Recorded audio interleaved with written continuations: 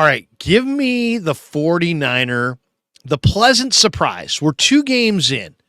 Who in your mind, if I said, hey, you know what? Maybe you didn't know what you were banking on from this player, and you'd say, hey, you know what?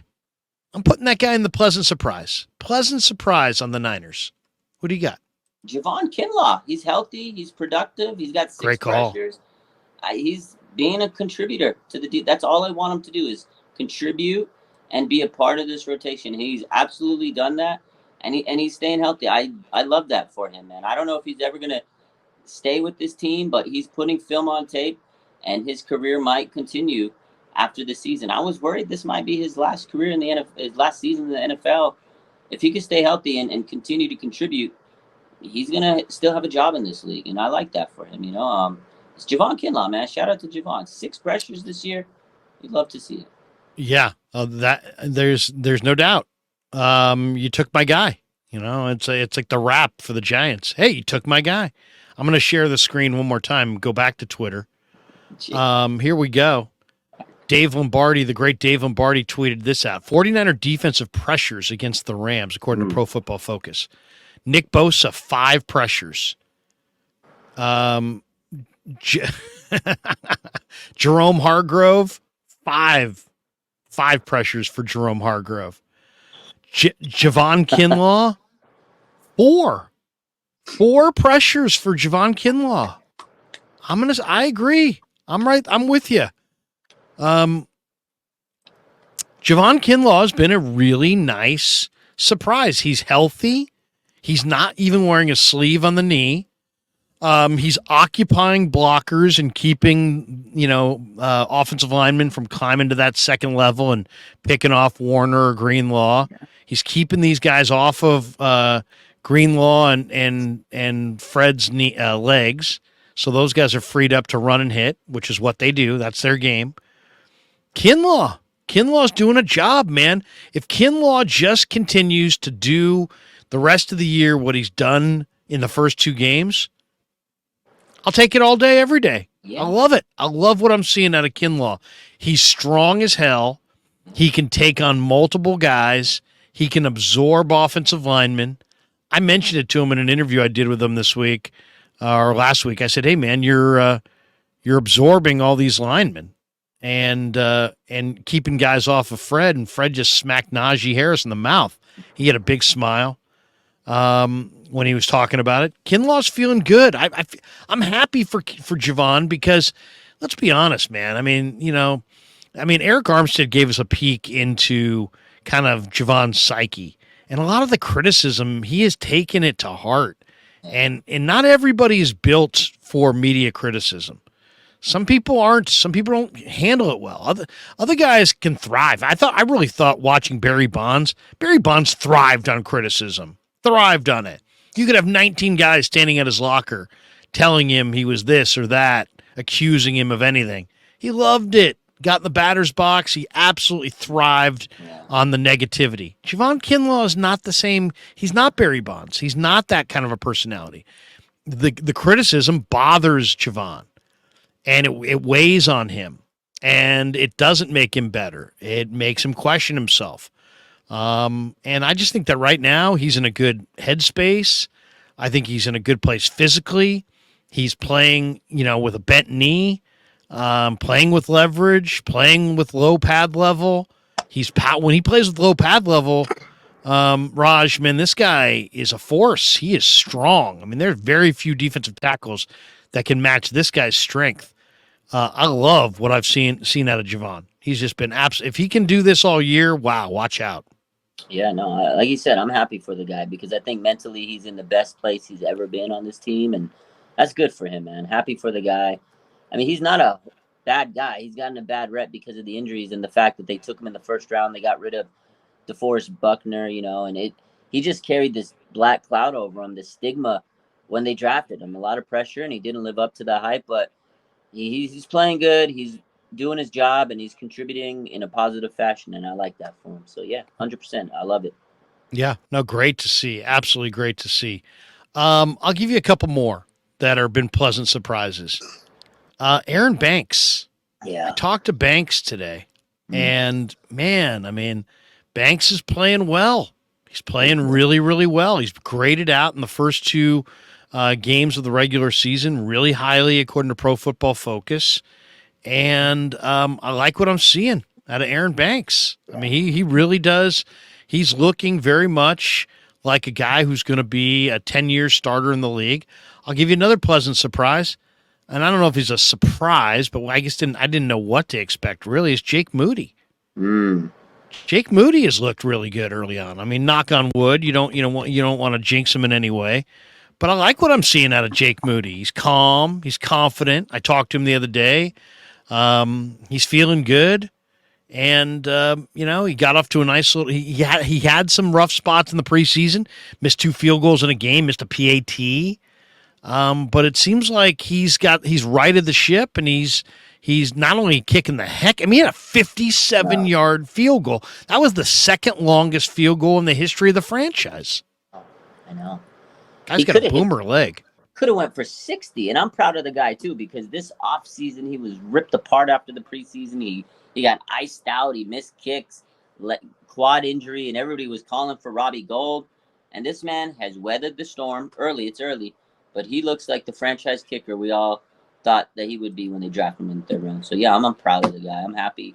And he's a rookie. There's a lot of pressure on him, and he has the stigma of being a 3rd-round kicker, and he's knocking him down. That 57-yard field goal was money. Holy smokes. Seriously. And right down the middle. And this is what we've been seeing in practice. Yeah. This is what the guy does in practice. He absolutely stripes it right down the middle. Mark Lopez says, Larry, if I can't get Damon and Grant, can you get me Sharp and Raj? Take him down. I'll take him down. All right, guys, this year the Krug Show is partnered with Underdog Fantasy. That's right. This football season, Underdog Fantasy gives fans a way to play alongside your favorite football team all season long. You can check out their weekly Pick'em players, where you pick between 2 to 5 players and select whether they'll go higher or lower on their game stats. Then you do what you normally spend your Sundays doing, watching the games. You can win up to 20 times your money in a single game by going 5 for 5. It's a fantasy game, but you can win real money. Sign up using the promo code Krug, K-R-U-E-G, and they'll match you up to $100. That would be awesome. Sharp and Raj going back and forth. All right, since we went pleasant surprise, give me somebody that you're like, hey, man, I want to see more. I need to see more. Is there anybody that, I don't want to say you're down on. That might be a little too harsh. They're 2-0. Yeah. They're 2-0, and they've won convincingly. But is there anybody that you're like, I don't know. I need to see a little bit more. Yeah, absolutely. It's Colton McKivitz. I know he had a better game this week. Aaron Donald was basically stonewalled, but that first game against TJ Watt, I mean, TJ Watt's a beast after watching last night's game. So, I mean, it's tough. But I just haven't seen enough of Colton to really think, that first game was like, oh, and the second game was like, okay. So I don't know. I don't know what Colton is still. It's just 2 games, and I'm still scratching my head on what I think about Colton McKivitz. So I need to see more on him. It's not a bad thing. It's just I'm not sold on him yet. I need to see more of Colton McKivitz out there. That's probably the guy that I'm really like, can he be a solid right tackle for us? Because like you said, Aaron Banks has just looked phenomenal on the other side. But Colton, I'm still scratching my head on. That's the guy I need to see more of. That's fair. He hasn't, first of all, he probably had the toughest assignment of anybody in pro football in week 1, right? TJ Watt. And if you don't believe me, go ask Dawan Jones how he's feeling this morning after trying to block TJ Watt last night. Watt busted through, forced a fumble, or Highsmith busted through, forced a fumble. Watt jumped on it, ran it in, ruined my Browns cover last night. I'm going to go Nick Bosa. Okay. I mean, come on, man. You paid Nick Bosa a ton of cash. Yeah. We were told all season this guy can roll out of bed and sack the quarterback. Yeah. All right, let's see it. He's yoked up, and he looks good, but he hasn't really gotten to the quarterback. I don't know. I'm not sure. But I would like to see I'd like to see Bosa be a little bit more loose and limber and dominant. He seems a little tightly wound right now, a little thickly muscled. he just seems like a little bit more kind of like robotic or whatever. He just seems a little stiff. Yeah. I don't know. It's like, you want to lift and you need to have great strength, and he has awesome strength. But is it possible that he lifted a little too much? Is it possible that he's a little too yoked? He looks a little stiff in the upper body. That's a good take, Larry. Honestly, that's probably the best answer you can give is Nick Bosa, because he did sign a massive contract, under 70. And I think his stats, if you look at the box score, is very underwhelming. Although PFF's graded him the highest, player on the defense back-to-back weeks. You take PFF with a grain of salt, but he's had a lot of pressures in there. It's not that he's just not cleaning it up, but I feel like, again, he's just not in game shape. So maybe he was lifting a lot and getting himself and keeping himself in shape.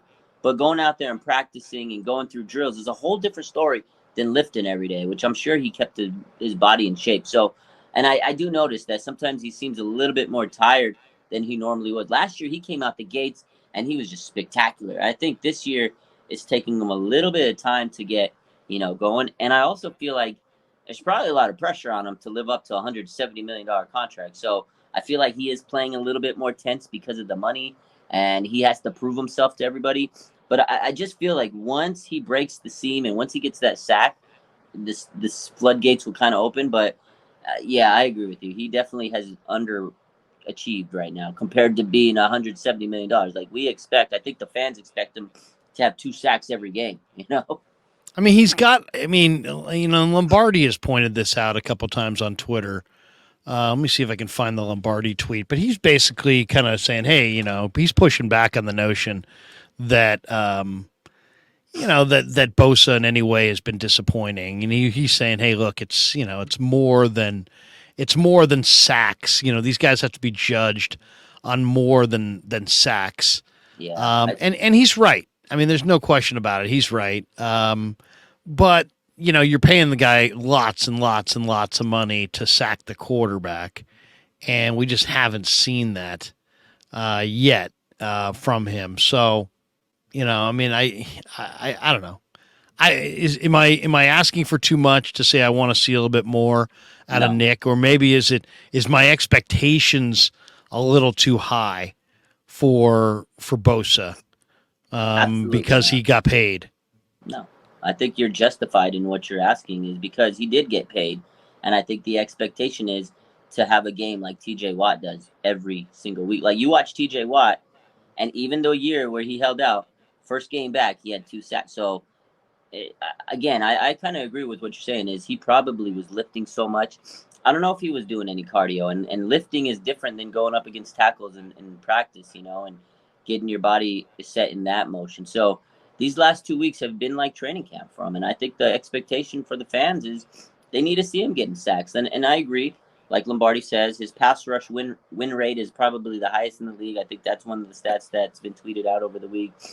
He has been getting pressures. I know he gets doubled and tripled, but for a guy that's getting paid $170 million, Larry, I mean, you expect him to at least have some of those sexy stats in the box score. Although he does affect the game in many ways, even if he's not getting sacks. But there's no doubt. I mean, here's what Lombardi tweeted out. He said there are 3 NFL defenders with Pro Football Focus scores over 90 through 2 games.